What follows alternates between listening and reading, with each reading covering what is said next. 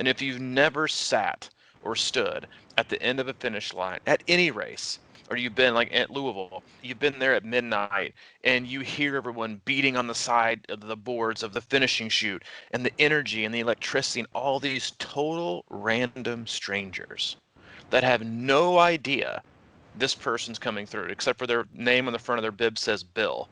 And they're cheering like they've never cheered before because all they want to do is see them finish in time. And all they want to do is cheer them and cheer them in. Like, that's how life should be.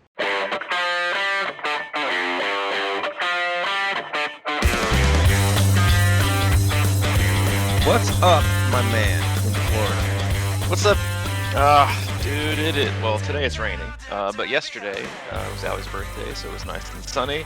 Took the day off from what we usually do, which is a Monday podcast, but I appreciate your flexibility. And hey, all the listeners, we traditionally come to you on Mondays and Thursdays, but sometimes, hey, as with life, as with training, and as definitely has been proven this year, you got to be flexible. So we appreciate that. Today is July 7th, 2020. Welcome aboard Crushing Iron Podcast 388.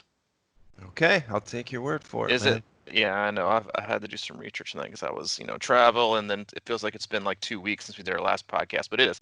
It is 388. We appreciate you tuning in. It's your first time joining us. We appreciate it. We know there are a plethora of triathlon-related podcasts out there for you to spend time listening to, but hey, we appreciate you tuning in today. We cover all things life. We cover all things training. We sometimes we'll do race recaps, race reviews, race previews. Today, we'll dive into one of our favorites, our all-time favorites that we'll be saying goodbye to. If you've ever heard Boyz II Men, play that song in your background right now. It's so hard to say goodbye, and it is, as we will say, a very emotional. Well, maybe not for you. Goodbye to Ironman Louisville that was announced yesterday. One of my favorite, well, I think it is my favorite race. I shouldn't even say maybe. It is definitely a favorite race of mine for many reasons, but we'll dive into that today as they announced that yesterday that it was canceled this year because of the COVID crisis. If you're familiar at all, Yeah. yeah, if you're familiar at all with Louisville and the city and how last year's event went, to me, this is like this was like, if you've got some bad news to share and you don't want people to see it, you release it on a Friday afternoon. You know this, and this seems like just they're kind of using COVID as a cop out with everything that's been going on. They didn't want this race last year, hence the changes to the bike or to the run course and a few other things. But we'll dive into that. But yeah, we Mike and I, as both coaches and athletes, do our best to have an open, honest discussion. No sponsors, no ads. Our own personal agenda, which is just keeping you happy and healthy. If we can share our experiences with life and with training, and have you take away something positive from this podcast and apply it to your own life, whether it's something very specific in terms of training philosophy on swim, bike, run, or whether it's just Mike and I's daily lives and how we're trying to navigate that as best we can and going through the obstacles and the stresses that we all have as basically just humans on this planet. And if you can take something from that, apply it to your life in a positive manner, then we will consider this podcast a success. We will.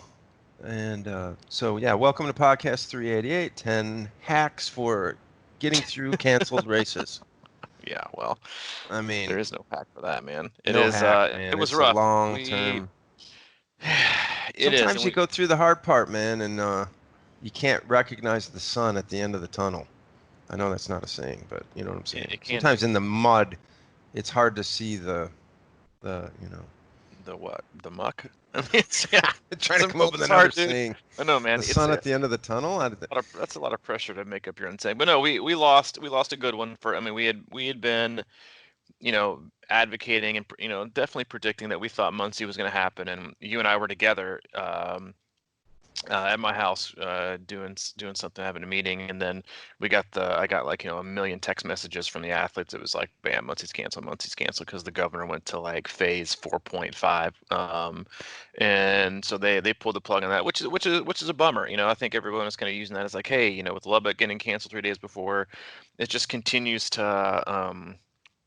I don't know necessarily that it drags it out. It's just it continues to kind of, yo-yo us back and forth between getting frustrated, being devastated or disappointed, to being hopeful and optimistic, when races get really close and we really think things are going to happen. It's just, there's it's just such an evolving time, and it's such an evolving topic for athletes and race management companies and businesses to navigate this. And, you have months of getting canceled, but then like 24 hours later, I had athletes that are in and around that area say, hey, I know you've already adjusted my training for next week because Muncie got canceled, but there's actually this like sprint or Olympic distance race that's happening in Indianapolis that's gotten the go ahead. It's like less than 250 people. Can we do it? And I'm like, well, of course we can do it. Let's rock and roll. So it's a really interesting time, to have to be flexible and to adjust your training on the fly, to adjust your focus on the fly, and to do the things that you want to do in terms of measuring your performance. And then also, like, triathletes are such creatures of habit. They love having structure, they love doing the same thing, they love knowing or feeling like they can predict the future and know when races are going to happen. And while in the past, we've been able to do that. Like the biggest inconvenience we've had, as triathletes and doing long distance racing for the last, 5 to 10 years, has been like a last second course change, or a swim getting shortened, or a swim getting canceled, or a storm coming through. Like, these were seen as like gigantic, adverse things we were having to deal with. And then obviously Right. now it's a totally different ball game. Like, no one's ever gonna, well, hopefully, I'm sure they will. People complain about everything in life, but there's, hopefully as we get back to like regular scheduled programming, I hope people tend to appreciate, the opportunities that we have, and just getting out there to race. I think everyone's first race back will kind of be an emotional day, in terms of what we're going through, what we've gone through, the races that have been canceled. And because we've touched on this before, like, I don't think for athletes it's, yes, is it the race that gets canceled? Yeah, but they feel like they're being robbed of an opportunity, or their process that is so important to them, that oftentimes that doesn't even revolve around physical fitness, but more so revolves around their mental and emotional capacity and ability to stay healthy, that it's getting detoured, and they're continuing to get these roadblocks in a way that keep us motivated to do these things, that help us, become physically and emotionally and mentally better people. And that's frustrating. And I get it. I've been there. It's disappointing. It's frustrating. You can be angry about it. You can be sad about it. I think every kind of emotion you can feel through it is normal. And I think it's important to feel those, and then just kind of move on, readdress things, and at least try to find an outline or some kind of a plan to make your way forward, even if it's a race that you may or may not think is going to happen, but just move forward. And I think it's important to do that, so we can stay on this path and in this process of just being better, and not just better triathletes, but better people. And I think a lot of us use swimming, cycling, and running as a method to become better people all around, because it helps us work through problems, and it helps us, be better. I mean, I know myself in general, like, I'm a better spouse and a better father when I'm training. I think a lot of people would agree with that. They're just, you feel better about life. And so I think it's important to keep that, and not let these races that are getting canceled deter you from being a part of that process, and being immersed in that journey. There's no denying that. I think training in general, it's so hard to see though sometimes. I feel like, you kind of get into these ruts or whatever, and you don't realize that it's because you're not training. And I've been going through that personally. It's been a difficult year for me, and it's been a weird year, not only because races are canceled, but just a lot of other stuff going on with injuries and whatnot. And I, when I do get a little bit active, it just sort of perks me up and whatnot. And I think that you bring up a really good point though about like the last time I did Louisville full, they did shorten the swim, and I can remember how steamed I was about that. But now it's like the unthinkable comes where the whole race season is getting canceled, and you have to kind of step back and go, "Wow, man, it's pretty good just to have races." And like the appreciation that we have to have and should have going forward is huge. And as you know, I mean, Louisville,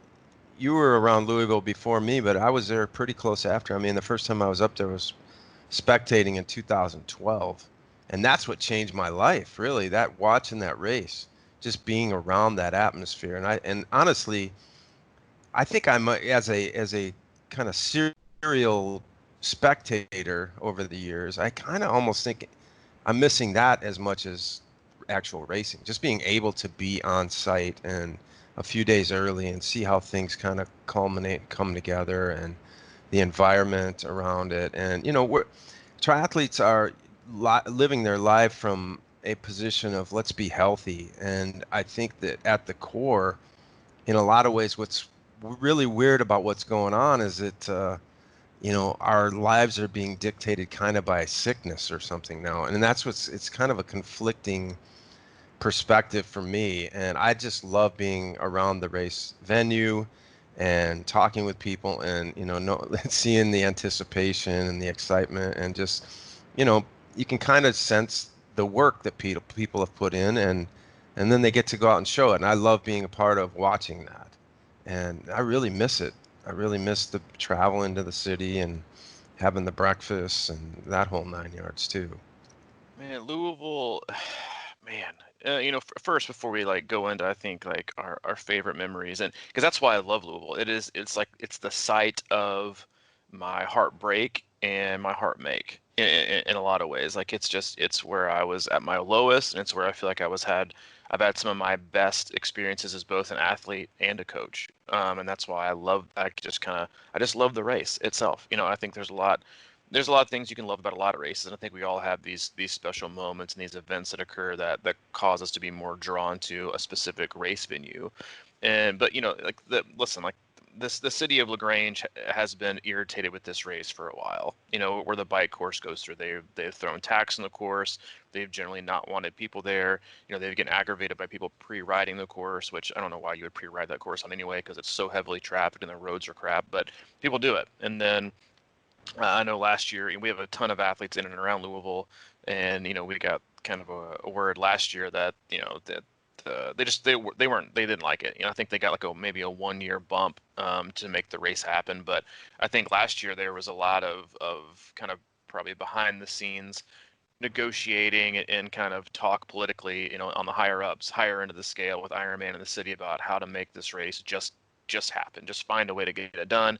And that was obviously the kind of the last minute change. The run course that brought it from, what was one of my favorite run courses, down towards, closer to the river on more of like a greenway type run. And then this year, I think, they'll say it was COVID, but I think registration was way down, and I think just the city probably, and I know the city's gone through a lot here lately too, with protests and damage to 4th Street Live and a lot of other things that are obviously much more important than a triathlon coming to your town. But it's unfortunate because I think Louisville itself is a great place. I think it's a great city, and my memories from there are, like I said, both awful and both wonderful. Going back to like the days where racing, and when it was back in August. I think if you're new to the sport, you probably aren't familiar with the fact that Louisville used to be an August race. I think it was like second or third week of August. And good God, it was brutal. I think there was 1 year where I don't remember what year exactly it was, but there was 1 year though where it was actually like slightly cool. I was living in Nashville. I was coaching a few athletes. Time there was a huge group of athletes that went to Canada. Like, we don't want to do Louisville. We're gonna go to Ironman Canada, and Canada got this like insanely like horrid heat wave, and then that same day in Louisville it was like cool and crisp, like cool for Louisville in August. And then you and I both did it when it was in August, and while it was insufferable and it was so hot, I loved it. There Oh, was just me something, too, I dude. know you did too, dude. It was just like, I mean, and don't get me wrong, like registration was never high. I think it sold out like maybe the first 2 or 3 years, maybe just the first 2 years, but it was always like a late one for people to sign up for because it was just brutal. I mean, it's the South, and so in the South in the summer it's brutal, and then August is usually like the hottest month for people, and it was just hard. But I loved it because for me at least, I never really consider myself like the greatest athlete, the greatest all around performance, that has like this next level. I tend to feel like I can get pretty fit, and then I'm much better at kind of outmaneuvering and out navigating the day than a lot of other athletes because I consider myself a very smart racer, and that led to an advantage. But I loved it. I loved it in August. I just loved having it there. It's a very special place, and it was hard, and I think that's why people loved it, and that's why, of course, they moved it. And I think they ruined it when they tried to make it better when I think Yeah, it I was agree. already great. They ruined it when they moved it to October to appease whoever it was, to where, and it could be they were trying to appease the city, or they could have just been like, hey, we need to make this race easier and make it cooler and moving it to October. I do see some advantages because there was you could get cooler weather, and I think that same weekend also fell on fall break for a lot of people, which meant, more families could come.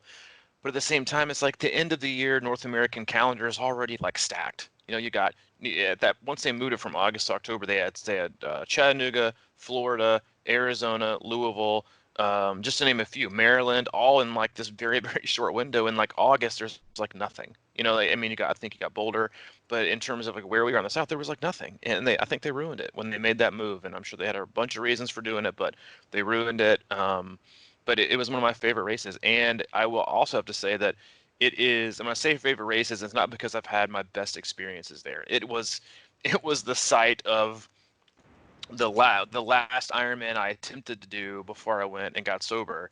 You were there, Hmm. and it was just I was in a terribly bad place in my life. I was struggling on so many levels that I swam. I think I swam like a 52 that day, and biked really well in the 540s, I think, and then I walked off the course on the way back from the first half, You and I was came out just hot done. on that run, though, bro. I did, dude. I told you I was feeling. I I was like, saw you. I was like, dude, dude. I came out hot. I was feeling it. Like physically, I was feeling it. yeah. Physically, I was like, man, I got like I was in probably some of the best shape of my life, to be honest. Because and I knew that because I had been training. I've been training hard, even though I was in a really bad spot. My training was going well, and I just remember walking off that course because I was dying, like inside, like physically I had more to give, but like mentally and emotionally, we talk about this a lot of times on the podcast, Hmm. is like you have to have it all. You can't just be physically fit. You have to be there, present, ready to deal with the mental, emotional, and physical obstacles that you're going to have on race day. And I was way overdue, and I was way past expiration date on my emotional and mental ability to just kind of withstand anything outside of the own kind of pain I was in that time. And I walked off the course, and it was a painful memory. As soon as I did it, I hated it, but I was done. I had nothing else to give. So, you know, I'll talk here in a little bit as well as about why it's also my favorite race, and I have two wonderful experiences from it. But that was a very difficult race for me, but that's also why it's special. I think just like relationships, I think everyone in life has these relationships they ran where they just got heartbroken, and they're always going to remember that, for whatever reason. They're always going to remember it, whether it was a lesson they took from it or just that always kind of sticks around with them. But it was like that woulda, shoulda, coulda, and that was the day for me. It was that day. It was a terrible day, but it also made me kind of love that race because, again, as I'll talk about here in a little bit, it also gave me something to go back to kind of not get. It wasn't about getting revenge. It was about coming to peace with myself and where I was with racing, and how that transformation can happen, and how racing allows us to do those things and participate in it. Mhm. Well, as you mentioned, it used to be hot there, and it was my first to go watch and second to do. And there, I always looked at Louisville kind of as, and this is back, we have to remember, this is sort of back when Ironman registration was a little bit hotter, right? Like races would kind of Very sell hot. out, and Louisville was always that one where I feel like it didn't sell out, but I do remember they had some races up there in the 2800 range, and there was a lot of people at these. I don't know how many they had to capacity wise, but they were up there close. The first, the years that I was around there, and they're closing in on 3000. I feel like, or at least upper 2500 area, and it was always for me that race where people, it was like the one out option, right? If you didn't sign up for Louisville in the fall the year before, you had a chance to kind of decide if you're going to get in shape. And that's sort of what happened to me that year. I ended up doing it. Was I wasn't planning on, I didn't sign up for anything early, and Wisconsin probably sold out, and a couple other ones are sold out in Chattanooga and whatever. And I kind of decided late spring that I'm going to do Louisville, and it was like it was that nice balance, right? It was just sitting out there, it was super hot, and I think a lot of triathletes that maybe were thinking about doing their Olis and halves like got into mode, and they're like, well, I think I'm going to do Louisville because it's sitting there It's tough, but it's a great experience. It was one of those races that, and the first time I did it, it ate my lunch because of the heat, and I was not prepared for that. But all I could think about when I was coming down, the finish line, and I was grateful to be done, but all I kept thinking was, I'm coming back to get this thing, man. I'm Hmm. coming back. I just want to get it. And I think the next year is when they switched it, right? Or was it? No, No, maybe you not. no, you and I did it. You and I And did it the first year. I was, let's see, it was August, so I got I got sober in November the previous year. So you and I did it the last year. It was in August when you and I were at the very back of the line. Remember, it was like yeah, one of yeah, the yeah, yeah, hottest yeah. days, if not the hottest day, Okay, so it was my that second they had time. ever had there. Yeah, it was your second time. All right. So, yeah, I all I could think of now was it was just this mountain that I kept wanting to climb and I couldn't get. I mean, and you talk about that run course. It was the probably, in theory, one of the worst. I mean, it was, but I loved it. It was this Hmm. desolate. It wasn't, it was people around and stuff, but it was just like endless out and back, and it's just like into the Wild West. You just didn't know. It never seemed to end, and I struggled on it. It was a flat course, and that was the hardest run course I ever tangled with for that reason. I think because it never changed, and I tried for years to try to get ready for that flat stuff, and I just for whatever reason my body type or my training didn't get me ready, and it was like this puzzle I never felt like I could figure out. And it was a bummer when they moved it away from that heat race because it was like that one heat option, that you knew. Of course, Hmm. Chattanooga has kind of turned into that because it's been Yeah, it so hot has. lately. But you don't, that on any given year, Chattanooga might not be that hot, but you Exactly. knew Louisville was going to be close to Hmm. 100. That day we raced it, I think it was 100 degrees. It was, I remember your mom, there's this photo of your mom who had like one of those, plastic, like, thermometer gauges like on the back of her backpack. And I think in your video it read like 110. Yeah. That day that She the was day in that you and I LaGrange did with it that. Yeah. together. Right on Hmm. the street. Yeah, it was legit hot, and I don't know, man. I miss that. I miss that having that option. It's like that thing is like uh, we want to like homogenize these races and make them all the same or whatever it seems like, or simply every the optimal conditions and everything. And I think people liked. I always use the comparison that I think people actually really liked Wisconsin for the mass start, even though the Hmm. the vocal the vocal people probably didn't like it. But I think in the background there was a lot of triathletes that really liked that challenge, and that to me maybe is why Wisconsin has been struggling. They made it easier. It's kind of, I mean, that's just my theory, but I wonder sometimes if going easy is not necessarily the best way for Ironman to go. Yeah, or the best thing with life. Like we use Right, this analogy all exactly. the time, dude. Like, like it's human nature. Like, oh, we just need to make things easier. And forget, just building consistency and working hard for a long period of time, and that's how you get better. Let's try to sell a PDF of the 3 quickest ways to drop your mile time by 5 seconds with these 3 easy steps and working out twice a week. Let's do the hack way. Let's make the short way. Let's do it, all in 8 weeks, and let's see what happens. Like, no one's ever like had like an easy breezy day. Like, like I'm at the beach yesterday. It was a wonderful. It was one of my. It was an awesome day. I spent a lot of time with Hayden and while Hallie relaxed with some friends, and like we went to the beach and we caught a bunch of fish and saw all kinds of little creatures, and like it was just an easy breezy day. Did I really learn anything or have this like gigantic growth moment? No, it was just fun. It's not in those days where you like have these like crazy like it's through the tough. It's through the things that are difficult. It's through the obstacles. Like life is it's not supposed to be hard all the time, but in order for you to grow and kind of figure out what you got and then to work on to make it better, you need things to be tough. And so like in the middle and like you said, like you wanted to go back, like I still feel like one of the one of the reasons why when I heard Louisville got canceled, like it just hit me in the gut was that it was one of the worst experiences in my life, and so I hated it. But then the year I came back, and I got sober, and I did it that year. You and I did it. We were sitting on the steps. It was a memory I'll remember for the rest of my life. You and I were sitting on the steps. The Star Spangled Banner was playing.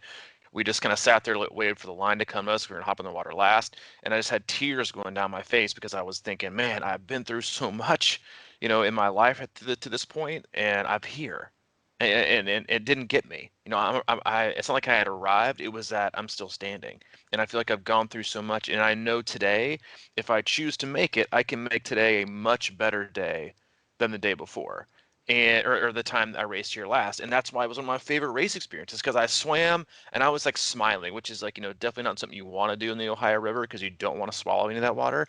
But I was like smiling, and I got on the bike course in the first like 10 or 15 miles because I knew how hot it was going to be. My only objective was to like, hey, make sure you try to pee 2 or 3 times on the bike and just take it slow. And I remember smiling, watching people passing me, thinking, go for it, I'll see you later, and go for it, I'll see you later. And I think it's like, and ended up having, for me, a really, really awesome day. I think I cracked in like the top 100 overall at that point for the day, which is a great result for me.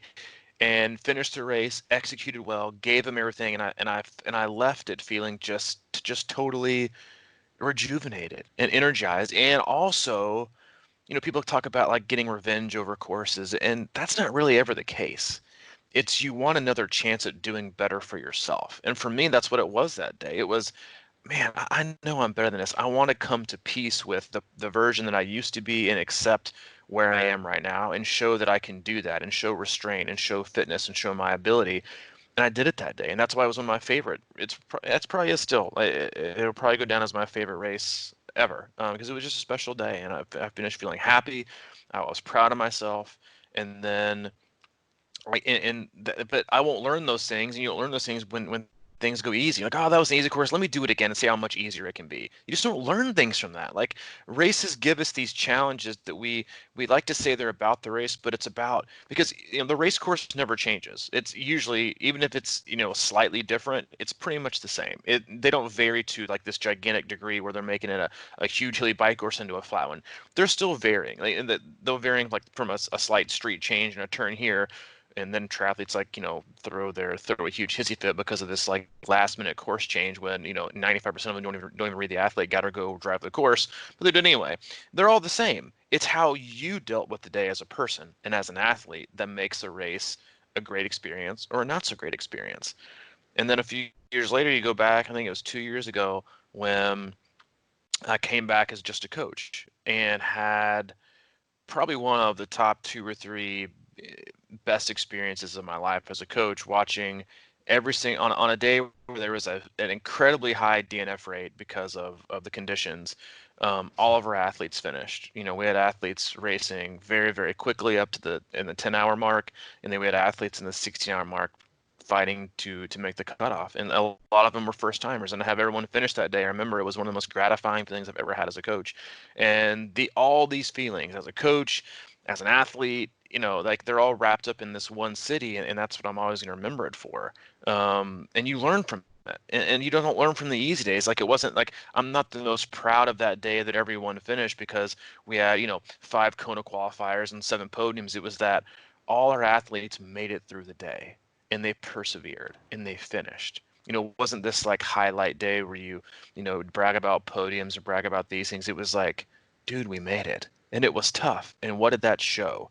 And I think that's how life is. That's how we look at it, and we look at the period of life we're in right now, and how difficult it is. But and don't get me wrong, like I complain about plenty about what's going on right now. It's not great, but I think if we look at it as a challenge and as an opportunity to grow and to figure things out within ourselves, then we're going to look back on it a year and be like, okay, first off, no, we don't want to do this again because we don't have that same growth experience, but we can become better versions of ourselves. And that's why people are so bent out of shape and upset and disappointed, and rightfully so, when these races get canceled, because again, it's not so much about the race. It's like this very important event that's taken away from your life that you need inherently, not physically, but mentally and emotionally, because that's what races and special event venues can do for you.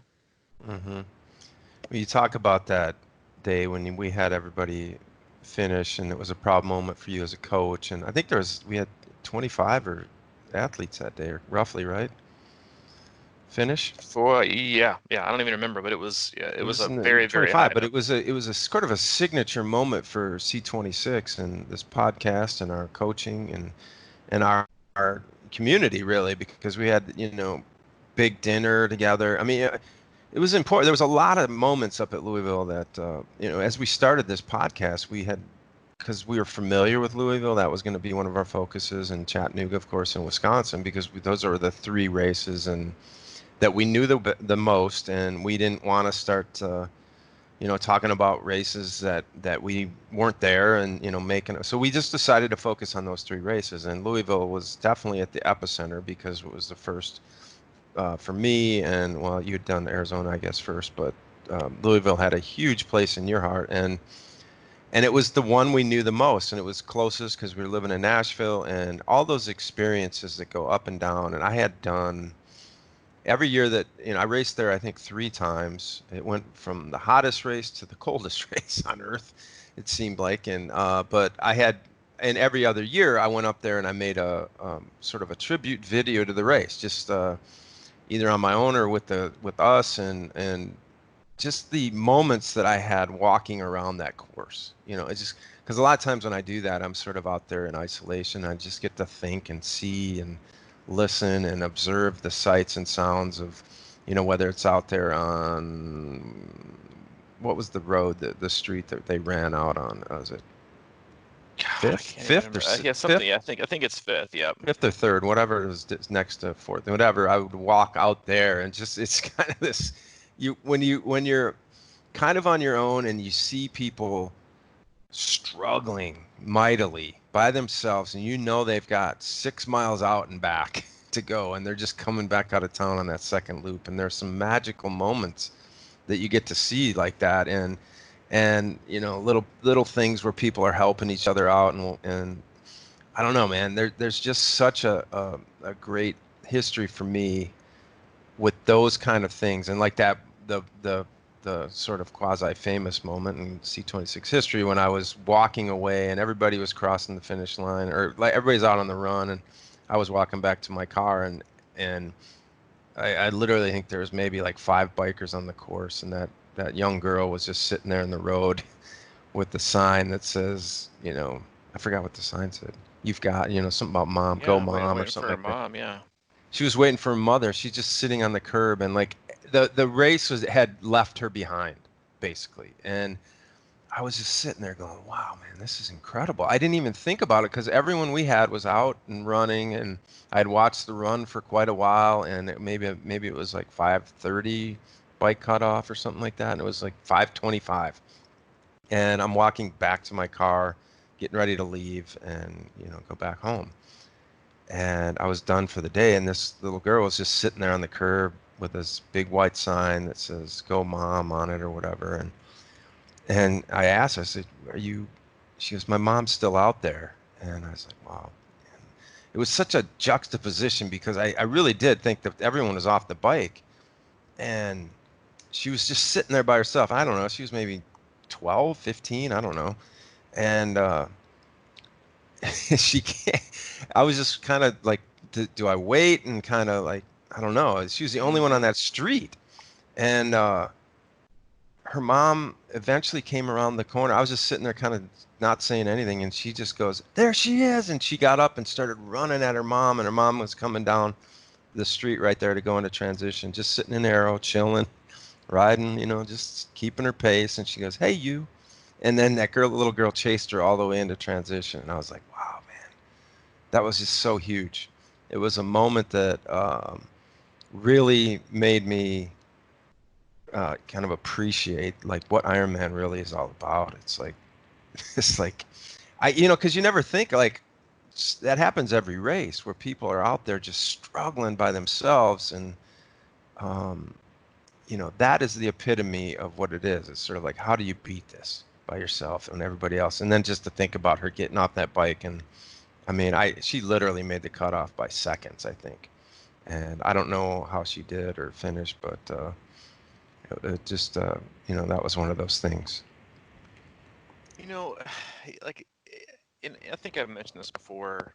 Um, it's I think that's why we miss it so much. And obviously, like you don't want to be in the position to like to be near the cutoff in these races, but I think it's a way for us to work through life and to have conversations where we don't have to use a lot of words, but we can set an example and we can show through actions that even if it's, no matter what time we finish, throughout the course of the day, it's still an unbelievable accomplishment. And the time, while relative, is in a lot of ways irrelative for a lot of people. And you can have this energy, and you can feel this emotion that is, let's be honest, man, is totally void from the rest of our lives and every other avenue that we have in life right now. Life has now been like dwindled down to the bare minimum of support. And the support you get from people and even friends and loved ones are likes and hearts on Facebook and Instagram.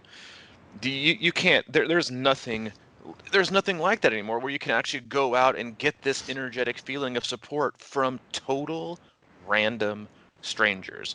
And if you've never sat or stood at the end of a finish line at any race and you've watched the last people come in, or you've been like at Louisville, you've been there at midnight and you hear everyone beating on the side of the boards of the finishing chute, and the energy and the electricity, and all these total random strangers that have no idea this person's coming through, except for the name on the front of their bib says Bill.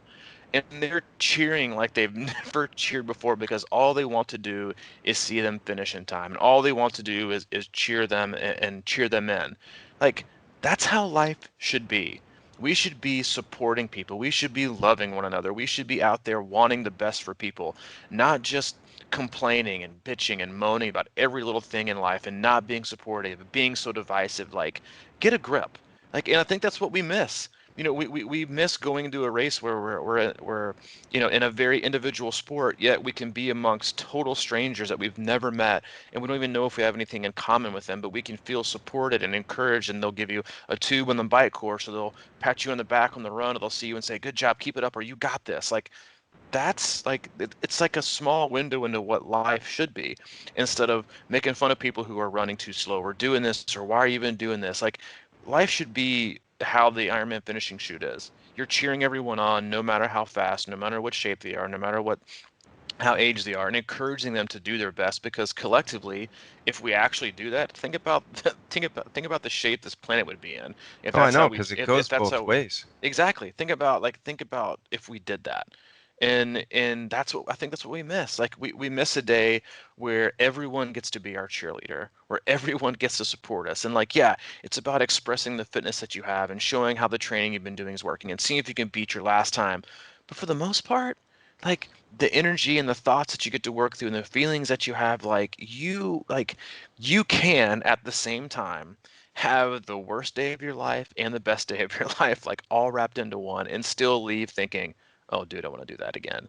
It's an addictive energy that I think is impossible to describe unless you've been there as a spectator or as a finisher, when you've made it through miles 19, 20, 21, and you're slowed down to a creeping walk, and you can barely put one foot in front of the other, and you're all alone, and you think, I can't do this, I can't do this, I can't do this, I don't even going to make it, I'm just going to walk, I'm in so much pain.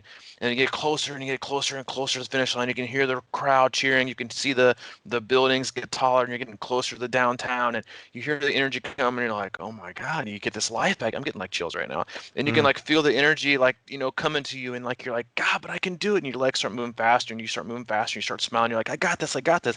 You start picking up pace, and you probably are now running faster than you have in like the last 2 hours, because there's something about it that just takes you to a different place.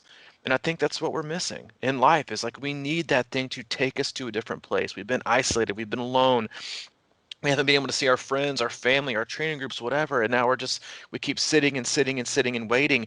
And what we need is that outlet. We need that experience. We need that energy to get us up, to let us stand, to move us forward, and to get things done. And I miss it like crazy, not just as an athlete, but as a coach, of watching athletes have these moments and do these things. Like, I think back to, one of our more popular podcasts, was the Ironman Texas podcast we did last year, and my experience with one of our athletes there. It was like, those are like, you can't put a price on memories like that. You just can't, because to you they're of such specific value that you wouldn't even consider selling them. So you can't even put a price tag on them. Like, and that's what we're missing. Yes, it's the racing. Yes, it's, oh my God, my race calendar screwed up, or oh my gosh, my travels, ruined. And yeah, those inconveniences, whatever. But it's like, think about like when you go back to races, you're like, yeah, this race was great because logistically, like I arrived everywhere on time and everything was perfect. No, it's like the experiences. We need that. We crave that. And we are healthier and happier people when we have that in our lives.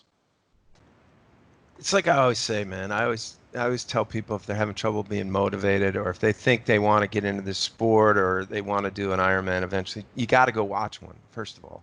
That's what happened to me. That was my experience, and I was just getting my life back together physically in 2012, and I was running, and I had done a sprint, and I think it was in July or something, and then August was Louisville, and we had a friend up there racing, and I went up there with another buddy, and I remember just being blown away.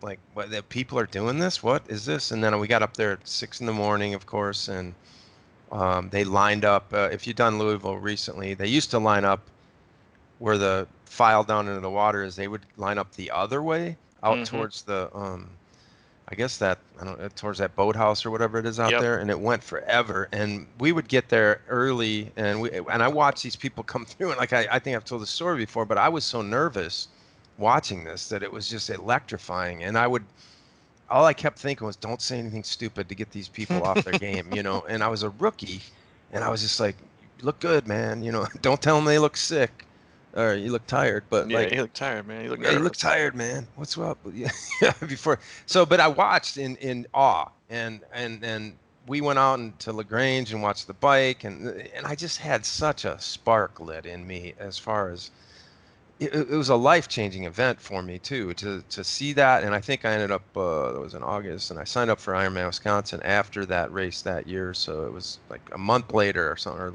3 weeks later, I had signed up. And just to be there and watch that is just unbelievable. Like you're saying, I really miss it. And I've kind of been joking to you about buying a conversion van and driving like next year because I'm so like depleted on my spectator experiences about, putting a little C26 logo on that bad boy and cruising around to as many races as I can and just kind of hanging out because I do feel like it's taken a big piece of what I'm used to lately away from me. And I miss like I love when I was getting chills too as you were talking about that because it is something, man, to both watch and to participate in that those last few miles of like, oh my God, I can't believe I just did this. And where did this come from? And going to watch or there's something about the next couple of weeks that just gives you a sort of a new lease on life after a race like that, I think. And we could get more of that somehow, some way. And I think you're right. It boils down to people just kind of like inspiring each other. And I know that it helps when you're 3 miles out and some dudes just kind of walk random, comes up and goes, come on, man, you got it. That little stuff like that is incredible. And think about if that transferred into life, it's like, come on, get out of bed. You got it, man, or whatever. And vice versa, where people are probably sitting there going, man, I would love to do this. And what's it going to take? And just put a new challenge into your life and make it happen.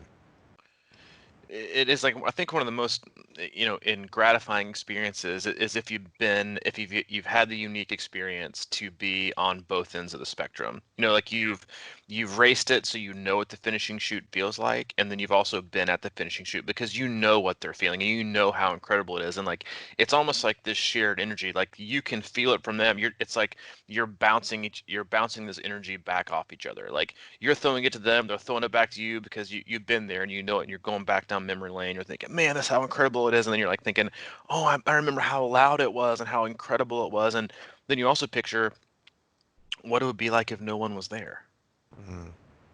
And they were running through this finish line and they were running through life or whatever it is. And they had this tough day or this incredible day and no one was there waiting for them. And that's like the one of the more difficult things I think that's going on right now in our lives is that we have been in a lot of ways, yeah, you can get likes on Strava and kudos on this and way to works on this, but it's like it's that feeling of general support where you have somebody but putting their arm around your shoulder, looking at you and be like, we got this, man. Even if we're walking, we got this. And when you're racing, at least for me, I know not everybody's like this because some people don't, like, they're just straight down Terminator mode, but like you feel compelled to like say something to someone like, you got this, or you can do it. Like and then you, like, take off your try outfit and you get back in regular life and you see someone like that's noticeably struggling. You're like, they'll be fine. I'll just, whatever, just keep going. It's like, Mm. somebody else take care of it. Somebody else going to help them. Or you see somebody running on the street and they're struggling, or to you they're running really slow and you feel sorry for them. But you shouldn't feel that. Is you should feel, way to go. Like, you're out there working hard doing it. Like, good on you. No matter what, no matter how, because speed is so relative and, like I said before, to a large extent irrelevant, because you're all like participating in an event, and we do this as a hobby, and so it's what about what we get out of it. And that person who's going a 15-minute mile on their 1 hour run, very well, and probably oftentimes is going to get much more out of it than a person going out and who's going to run 7:30s, because it's about the experience, it's about your perspective, it's about what you're trying to get out of it.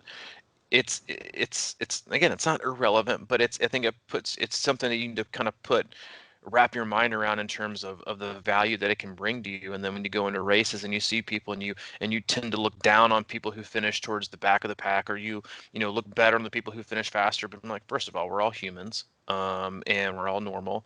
To a large extent, we're not that crazy special. But if you look at the things they overcome, we all overcome something. It's just how we finished on the day. And I think that, like, when racing comes back and we we get on site, and like we arrive and we know this race is going to happen, and I'm sure to a large extent we've already seen other races happen, so we're confident it's going to happen, and we show up there at the race venue. We're probably still nervous. We're probably still thinking, this race might get canned, this race might still get pulled. And then you wake up the race morning and the race is on. You're gonna get this feeling of just, I'm sure it's gonna be like a pit in your stomach, of nerves and anxiousness and excitement, and like, we got it back, we got it back, we got it back. And you're gonna put your wetsuit on, you're gonna check your bike, and you're all gonna be kind of looking around. And hopefully, when you're in these transition areas, and whether it's you got 1 foot, whether you got 6 feet, whatever it is, you're all gonna be there together, and you can look around and be like, we're back, baby, we're back. And you can feel that energy, and you can feel kind of the rise of the excitement come, and you can look out and be like, you walk to the swim start, you got your wetsuit on, and that feeling that, like, you can see on people's faces. And if you've never watched any of Mike's videos, I encourage you to go on YouTube and watch a lot of his tribute videos at Louisville, Chattanooga, Wisconsin, whatever it is, because he takes a lot of great footage of people before the swim start, and you can see these experiences, and while they're showing minimal expression, you can feel this like running reel of life in the last 6 to 8 to 9 months they've gone through, and that's what they're going through in their head. They're kind of replaying all their training days, all the good, all the bad, what it took to get there, and oh my gosh, it's about to happen, and what can go wrong, and what can go right, or what am I capable of, and slow your heart rate down, and make sure you got enough water, and like all those different things that, like, it'd be great if they could turn like the Ironman swim start into like one of those old VH1 pop-up music videos where they had all these like things popping up above people's heads. You could see what people were thinking, and then you get in the water and the race starts. I think everyone's gonna have this just like rush of, hopefully, this just like giant rush of gratitude, of like, gosh, I will never take this for granted again. I can't believe I'm back doing this. And no matter what happens today, I'm going to make the best out of this moment. Not just for me, but for See, everyone around us. I agree, And man. Think back to that time when we did start at the end of that race. Well, what you were just saying there, it makes me wonder if that helped us recognize that gratitude, because we sat there and watched all those people walk in. It wasn't like we got to the race, got up to the front of the line, just jumped in and started racing. We had to sit there for probably 30 minutes or something, swinging our arms around and kind of easing our way into that day and the event. And we just kind of looked at each other, looked around, soaked it in. We had nowhere to go. There was no rush. It was just sort of like we had to wait until the end.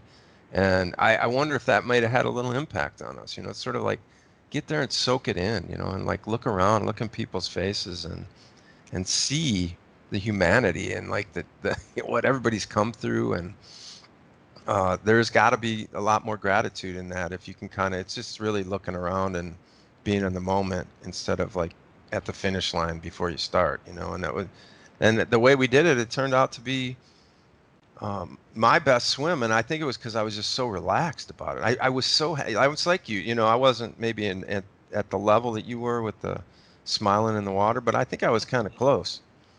Because I remember thinking, just go out there and really just be in the water and swim and not struggle and force yourself to be fast. And it turned out to be my fastest swim. And I really was just chilling the whole time. And I loved it. I got out of the water. I felt great. That was really the best I've ever felt coming out of the water too. So I love that. I love what you're saying, man. It's like the faces in the morning. I actually have done one. I'll try and find it and link in here where it was just the swim start, and I just kind of like focused on everyone's faces walking by me in their Yeah, wetsuits. I remember it. Yep. It was pretty cool.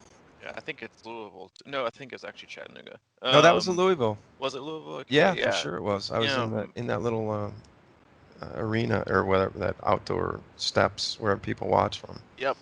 Yeah, and I think like what you're saying about being present in the water is such a it's again something that we're losing right now as well. In that this craving for something to be on the calendar, this craving for something to look for in the future, is that we're like looking 6, 8, 10, 12, 16 months down the road. And again, I'm not saying that's wrong because I think it's important to have races to train for so you can do it correctly. You can know what's on the agenda, what's on your race schedule. But in terms of like forgetting about just doing something today and enjoying today for what it is, because it's interesting, like if you were to go back this time last year, I guarantee you everyone listening to this would start to look at their training in a different way. You wouldn't just write things off, or you wouldn't make things great, or you wouldn't make things terrible, because we just don't know what's going to happen. We don't know how we don't know the cards that life are going to take us. Like I was texting back and forth with an athlete about this last week, and she was saying like, I don't know when I'm going to be able to race again, but I'm never going to take another race for granted. In terms of the opportunity that we have, not just the opportunity when you're there on race day, but the opportunities that we have every day to get up and to train and to be healthy and to do things that are positive and to, and again, not just physically, but what it does for our mental and emotional health to be able to get out and do these things. Like you're never going to take that, hopefully you'll never take that for granted again. Like you'll always want to capitalize. You no longer look for excuses because the race you didn't train for and you didn't prepare for. Because I think a lot of people, that's what's kind of eating at them right now, is they look back and they think, man, that last race that I actually got to do, I kept thinking about the next race that I was going to do after that because I knew I hadn't put my all in. Mm. And now that race is who knows when. Now they can't live off that. Now they can't. I mean, we all do that. It's the next Monday approach, right? To racing. It's like, I'll start again next Monday. Oh well, I've got next season, and I'm just kind of do some things. And while a lot of that is appropriate and healthy because your life could be in a totally different area, you might have different focuses. New marriage or divorce or a new job or whatever it is. And so that's apt for a lot of people, but for many, we use that as an excuse to minimize what we should be addressing, which is our inability to stay focused, stay motivated, or to see things through. And I'm sure a lot of people look back on their last experience at a race and knew they went into it not, I won't say undertrained, probably underfocused and less consistent than they should be.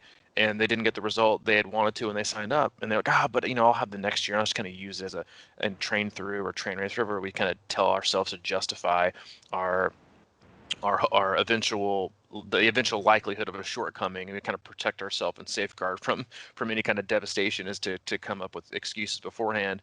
And then you're like, but now what about now? Like I don't even know when it's going to be. Now I have to like really look in the mirror and think, all right, how am I going to change the way that I train, or how am I going to change my focus or my motivation, or do I need to address my commitment level, and where am I struggling, where am I doing well? And you feel like you need the race itself to give you a deadline to like fast forward that process.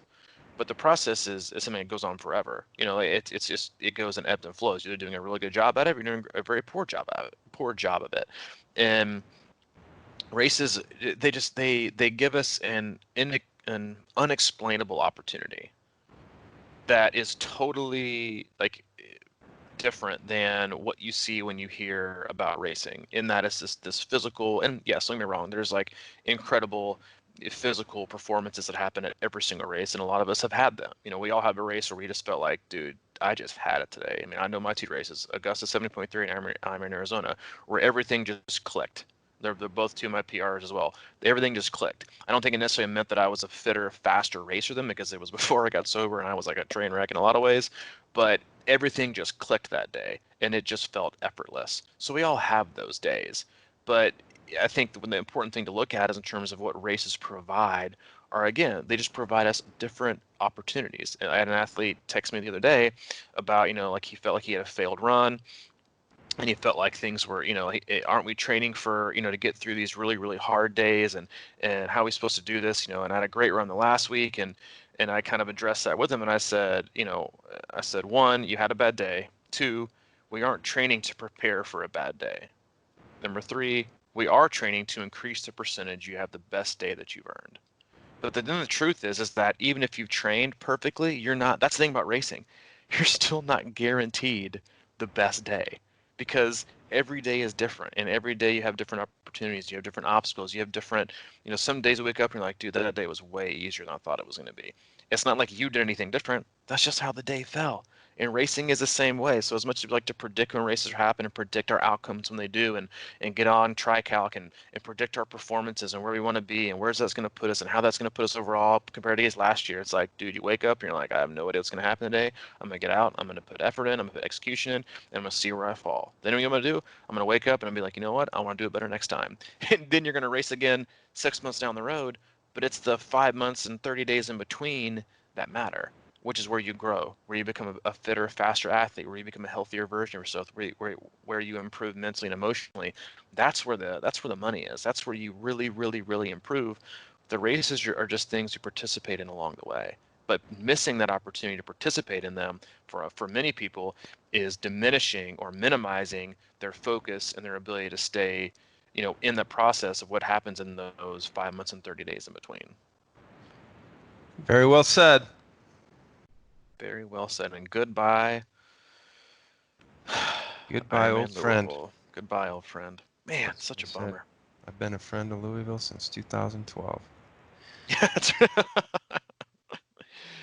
And now it's gone. Well, people move on, races move on. I guess it's, I hope that, I have heard rumblings that they are hopefully going to replace it with a 70.3. So, but I don't know. I mean, like, do you Who knows, dude? pick up the slack for that full and keep it somewhere nearby and let C26 and Crushing Iron help get behind it and make it a success story? Dude, I would be all in on that. I would do everything in my power. I know, that's what I keep, hoping that they would. The city would want to do that, obviously, because we have about as much weight as a butterfly flapping in the air.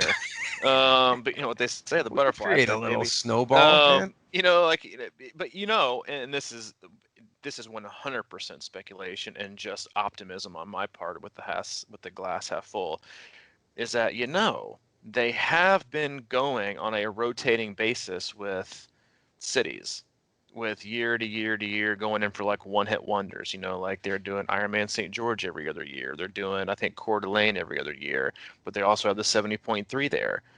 So maybe at some point they can get their life together and they can go from maybe a 70.3 to having it. And I will tell you this right now, that no matter what kind of shape I'm in, if they come back and they do a full Ironman in Louisville, I'm in. Oh, the commitment. And as long as it's in August.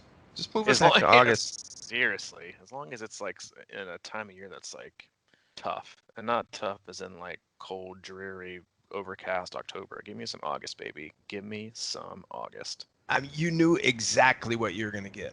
So you're training for it the whole time. I mean, that's the thing with Chattanooga, right? That everybody keeps hoping it's going to be a nice 70s, the type of day, which it could be, but it's never.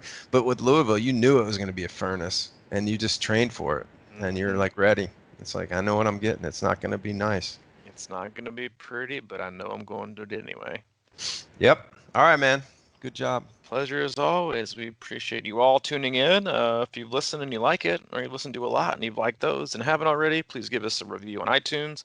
that helps us out, not from a monetary standpoint, but it helps other athletes and listeners find us, and they can always join in the conversation as well on Facebook and be a part of our pretty awesome and supportive community. You can go on Facebook and search Crushing Iron Group, answer a quick question, we'll let you in there. Some really awesome people in there of varying experience levels that are always willing to help you out with any questions you have. There's no such thing as a dumb question, so ask away. A lot of awesome people in there. You can also check out our website for more info on coaching camps in our community. That's c26triathlon.com, and also has info on our online hub. If you have any specific questions for Mike, he is at crushingiron@gmail.com. And if you have any questions for me specifically, I am at c26coach@gmail.com. Okay, buddy, it's been a pleasure. I will see you soon, I take it? Yeah, end of this week probably. All right, works for me. Sounds good, dude. Have a good one. All right.